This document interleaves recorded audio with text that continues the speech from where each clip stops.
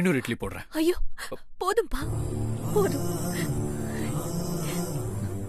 சரிம்மா, மறக்காம மாத்திரை போட்டுக்கோங்க. நான் ஆபீஸ் போயிட்டு வந்துடுறேன். ஆகாஷ்,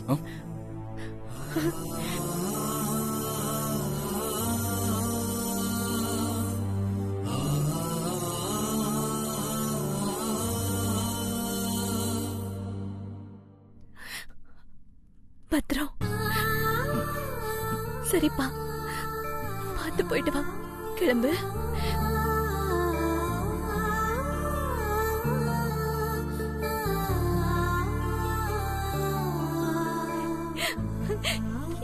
என்னங்க பாத்தீங்களா? அப்போ நைட்டு நான் கனவு காணல, எல்லாம் நிஜமாவே நடந்திருக்குங்க. ஆமா மாதவி, ஆகாஷ் இவ்வளவு சீக்கிரம் மாறுவான்லாம் கொஞ்சம் கூட எதிர்பார்க்கவே இல்லை. ரொம்ப சந்தோஷமா இருக்கு. நீ அவன் மேல வச்சிருக்கிற உண்மையான தாய் பாசம் தான் அவனை இப்படி மாத்திருக்க. இல்லங்க, என் அக்கா இருக்காங்கல்ல, சாரதாக்கா, அவங்க பையன் சித்து சொன்ன புத்திமதியால தான் ஐயோ என் பையன் ஆகாஷ் இப்படி மாறி இருக்கான். என் பையன் எனக்கு திரும்ப கிடைச்சிட்டான். ஒரு வகையில நீ சொல்றதும் சரிதான். என் முதல் பையன் நம்ம ரெண்டாவது பையனை உனக்கு மீட்டு கொடுத்துட்டான். உண்மையிலே சித்துவ நினைச்சா ரொம்ப பெருமையா இருக்கு. சரி இரு, உனக்கு மாத்திரை எடுத்துட்டு வரேன்.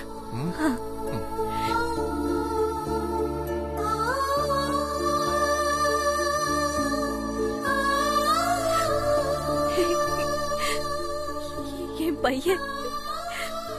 பையன் ஆகாஷ்.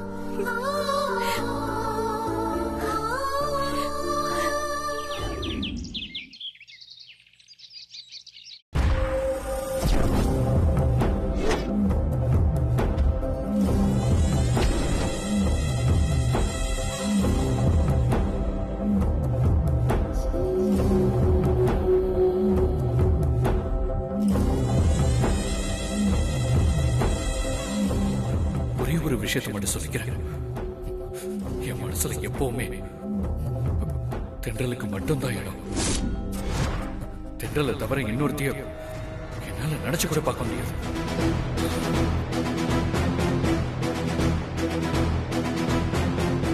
இதோ பாருங்க, உங்களை பார்த்து என் புள்ள வேணா பயப்படல, நான் பயப்பட மாட்டேன். அவன் ஆசைப்பட்ட மாதிரி தென்றலை தான் அவன் கல்யாணம் பண்ணிக்கணும். உங்க இஷ்டத்துக்கு கண்டவள எல்லாம் கல்யாணம் பண்ணிக்க கூடாது, அதுக்கு நான் சம்மதிக்க மாட்டேன்.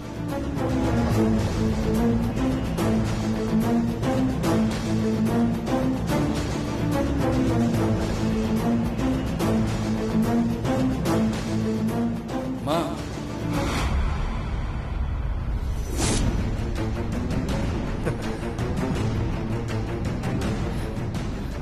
ஆகாஷ், நீ என்னை அம்மானு கூப்பிட்ட? ஆமாமா. அம்மா, உங்க கையால எனக்கு சாப்பாடு போடுங்கம்மா.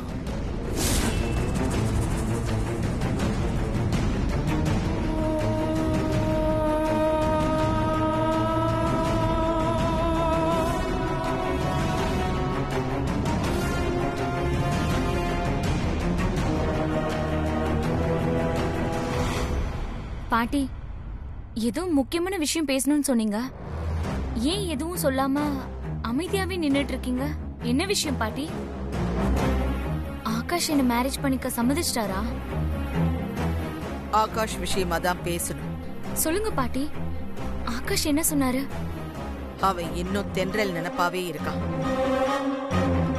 பத்தாததுக்கு அவன் அம்மா மாதவியும் தனக்கு தென்றல் தான் மருமகளா வரணும்னு ஆசைப்பட்டு ஆகாஷ ரொம்பவே குழப்பிக்கிட்டு இருக்கா.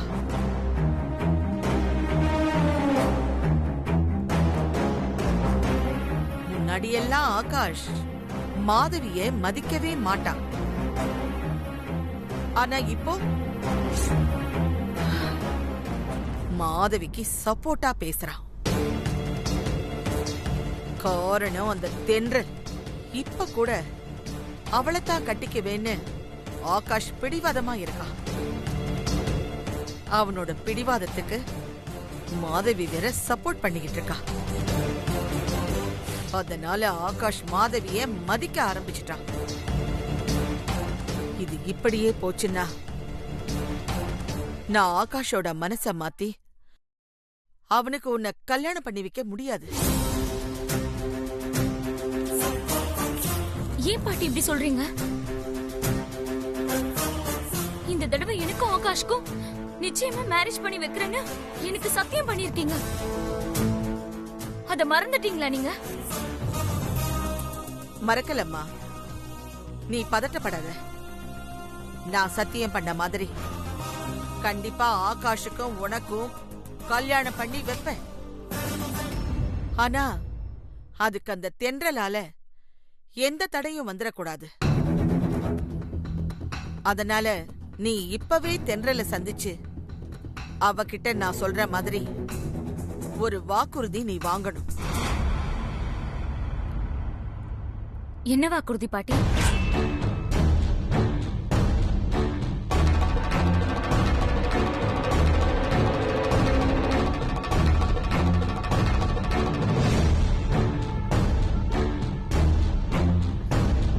தென்றல் கிட்ட இப்படி ஒரு வாக்குறுதி வாங்கிட்டா ஆகாஷ்க்கும் எனக்கும் கல்யாணம் நடந்துருமா பாட்டி? கண்டிப்பா நடக்கும். நான் நடத்தி காட்டுறேன். நீ சீக்கிரம் போய் தென்றல பாரு. சரிங்க பாட்டி, 5 மினிட்ஸ்ல வந்துடுறேன்.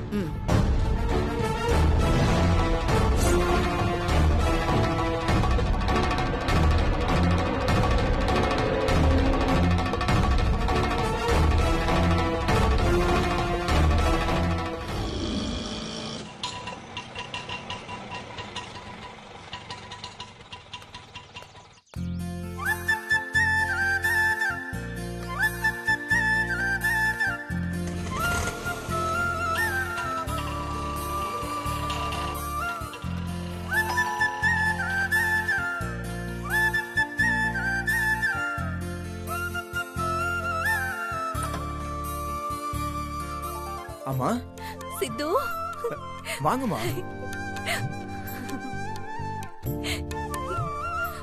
என்னாச்சுமா? ஏன் கண் கலங்கிட்டு இருக்கீங்க?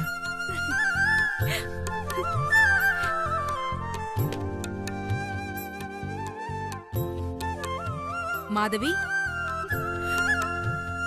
அக்கா அக்கா,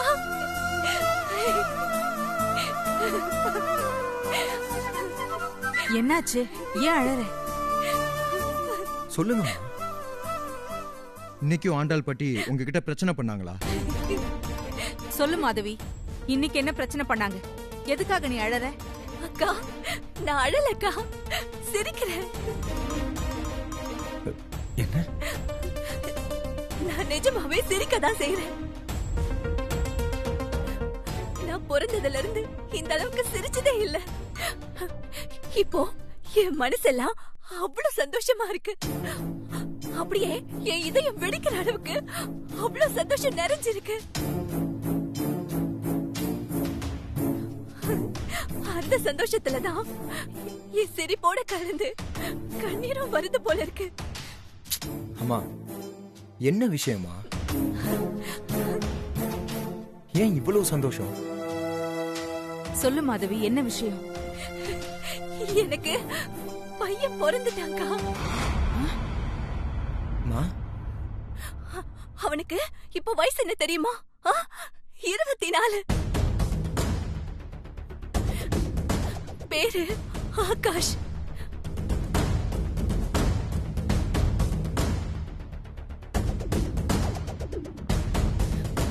நான் பெத்ததுல இருந்து இத்தனை வருஷமா என் மாமியாரோட பேரு நான் மட்டுமே இருந்த ஆகாஷ் இப்போ என்னோட மகனா மாறிட்டான். கொஞ்சம் புரியுற மாதிரியும் இருக்கு, புரியாத மாதிரியும் இருக்கு. என்ன நடந்துச்சுன்னு கொஞ்சம் விவரமா சொல்லு. என் புள்ள என்ன அம்மான்னு கூப்பிட்டுட்டான்.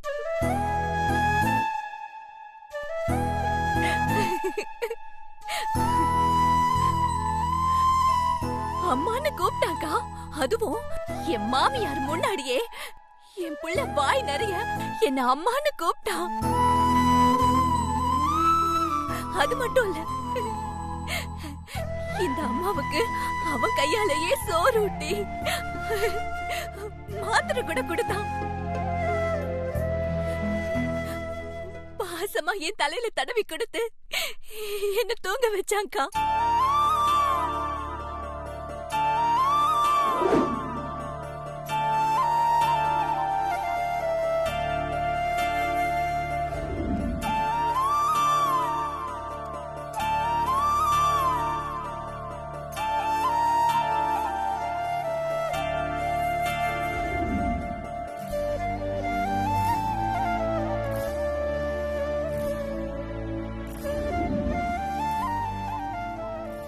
எனக்கு இத கேட்கவே ரொம்ப சந்தோஷமா இருக்கு. ஆமாமா, உண்மையிலேயே எனக்கு ரொம்ப சந்தோஷமா இருக்கு. என்னதான் ஆகாஷ் உங்க பையனா இருந்தாலும் இது வரைக்கும் முகம் கொடுத்து உங்ககிட்ட பேசினத பார்த்ததே இல்லை. அப்பெல்லாம் எனக்கே கொஞ்சம் கஷ்டமா தான் இருக்கும். ஆனா இப்போ வாய் நிறைய உங்களை அம்மான்னு கூப்பிட்டாருன்னு சொல்றீங்க, அவர் கையால சோறு ஊட்டினாருன்னு சொல்றீங்க, மாத்திரை எல்லாம் கொடுத்து தூங்க வச்சிருக்காருன்னு சொல்றீங்க. இதெல்லாம் கேட்க எனக்கே சந்தோஷமா இருக்கு. உங்களுக்கு எவ்வளவு சந்தோஷமா இருக்கும்.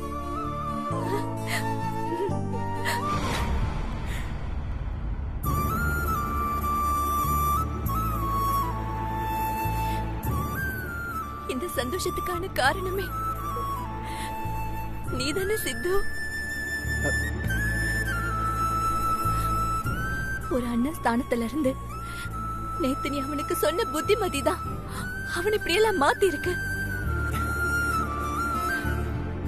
இப்போ நீ என்னோட கண்ணுக்கு என் புள்ளைய மீட்டு கொடுத்த கடவுள் மாதிரி தெரிகிற. அம்மா, என்னம்மா இதெல்லாம்? இவ்வளவு பெரிய வார்த்தைலாம் பேசுறீங்க.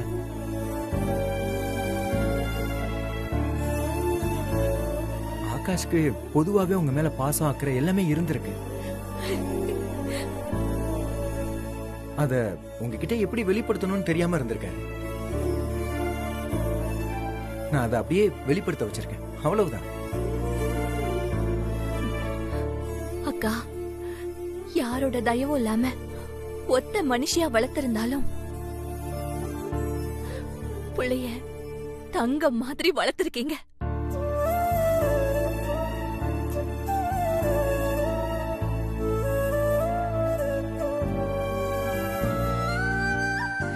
இனிமே சித்து உங்க புள்ள மட்டும் இல்லக்கா, எனக்கும் புள்ளதான்.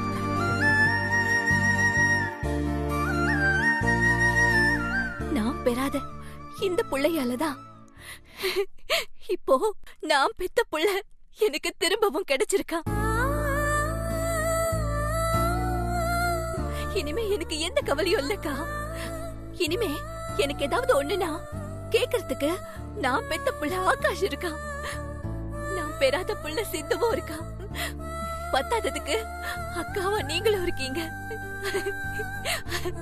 நான் ரொம்ப சந்தோஷமா இருக்கேன்க்கா, நான் ரொம்ப சந்தோஷமா இருக்கேன்.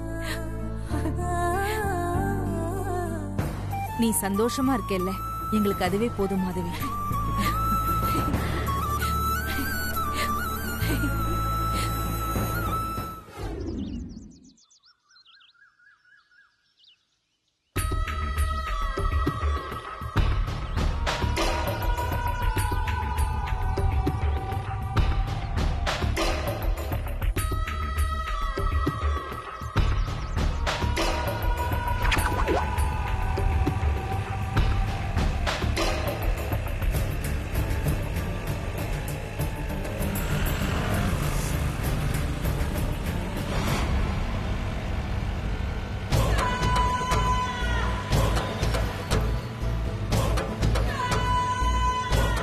நீங்க தென்றல் தானே? ஆமா, நீங்க? நான் தாரா, விசு இண்டஸ்ட்ரியலோட சேர்மன் விஸ்வநாத்தோட பொண்ணு. ஒரு முக்கியமான விஷயத்தை பத்தி உங்ககிட்ட பேசணும்.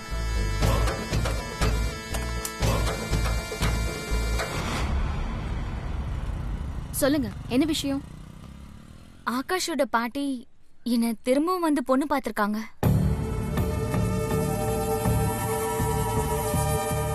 அவங்க என் டாடிய நேர்ல மீட் பண்ணி ஆகாஷ் எனக்கு மேரேஜ் பண்ணி வைக்கிறேன்னு வாக்கு கூட கொடுத்துட்டாங்க. சரி, இப்போ இதெல்லாம் எதுக்கு என்கிட்ட சொல்லிட்டு இருக்கீங்க?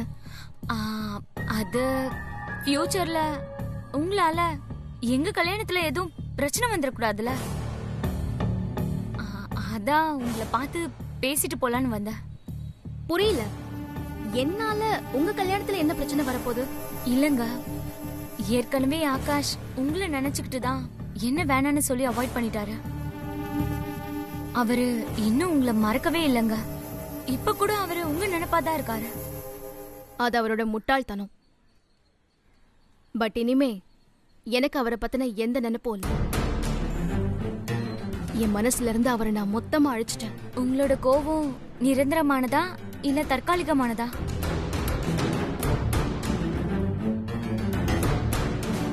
இல்லங்க, நீங்க ஆகாஷ மறந்துட்டீங்களான்னு தெரிஞ்சுக்கிறதுக்காக தான் கேட்டேன். எனக்கு அவரை பத்தின எந்த நினைப்பும் இல்லை. இனிமே எனக்கும் ஆகாஷ்க்கும் எந்த சம்பந்தமும் கிடையாது. நீங்க தாராளமா அவரை கல்யாணம் பண்ணிக்கலாம். என்னால உங்க கல்யாணத்துக்கு எந்த இடைஞ்சலும் வராது. போதுமா? உங்களோட வார்த்தைய நான் நம்பலாமா? வேணும்னா நீங்க ஒரு ஸ்டாம்ப் பேப்பர் வாங்கிட்டு வாங்க. என்னால உங்க கல்யாணத்துக்கு எந்த இடைஞ்சலும் வராதுன்னு எழுதி கையெழுத்து போட்டு கொடுக்கறேன். இல்லங்க, அதெல்லாம் எதுவும் வேண்டாம். நீங்க இப்படி சொன்னதே எனக்கு ரொம்ப சந்தோஷம். தேங்க் காட், இப்பதாங்க எனக்கு ரொம்ப சந்தோஷமா இருக்கு. Thank you so much. தேங்க்யூ. ஆண்டல் பாட்டி சொன்ன மாதிரி தென்றல் கிட்ட இருந்து வாக்குறுதி வாங்கியாச்சு. இனிமே ஆகாஷ் நம்ம சந்தோஷமா மேரேஜ் பண்ணிக்கலாம். ஐயோ, ஓகே தென்றல், பாய். எங்க ஒரு நிமிஷம்.